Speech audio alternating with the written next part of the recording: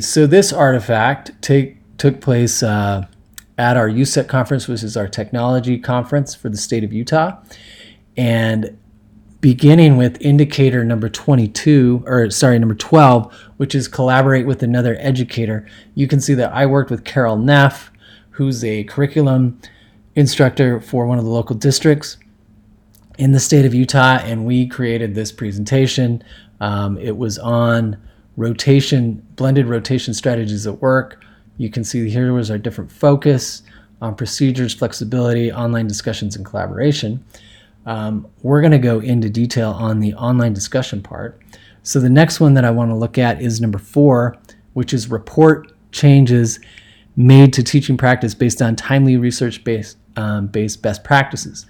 So I've had a lot of problems with online discussions in courses, and I really wanted to find out what other people were doing, what the research suggested was best practice. So I went out and I read everything I could. I read articles, I read journals, I read blogs, and these were a lot of the problems that I could see with people having, especially this top one, which is really the one I want to focus on.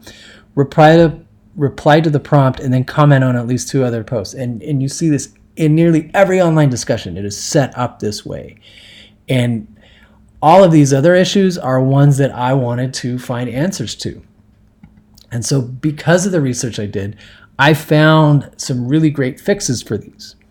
And the main fix that I want to talk about is this one that I found that was called the 3C plus 1Q method. And what it is students will compliment, comment, make a connection, or ask a question. And I've adapted this to be, you have to pick 2, doesn't matter which 2, in your reply to anybody else. And so the main thing with this is all of these options keep the conversation going.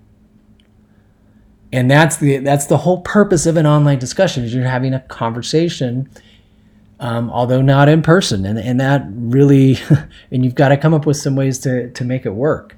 And so I really like this method. And then the next indicator that this goes over is number 22, which is model and nurture creativity. I felt it was really important for me to show some creative discussions so that teachers would get out of the habit of just the reply, to 2 other people.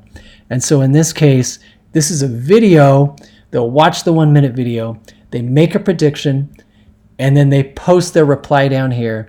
And then what the instructor does is they post the video as their reply. And if you set the discussion so that users must post before seeing replies, they can't see anything till they reply. When they do, then this video pop up, and then you can go on and have a real discussion after that.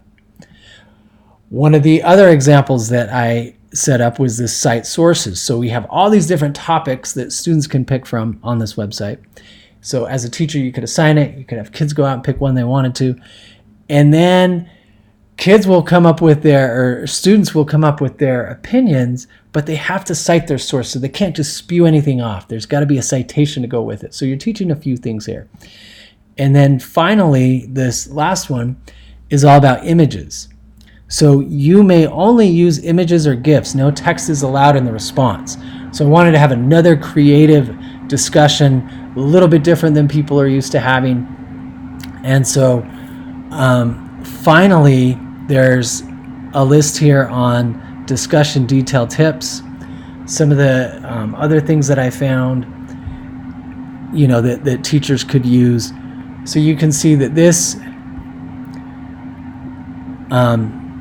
artifact meets collaborating with another educator, modeling and nurturing creativity with the different types of online discussions, and then report changes made to teaching practice based on research and best practices.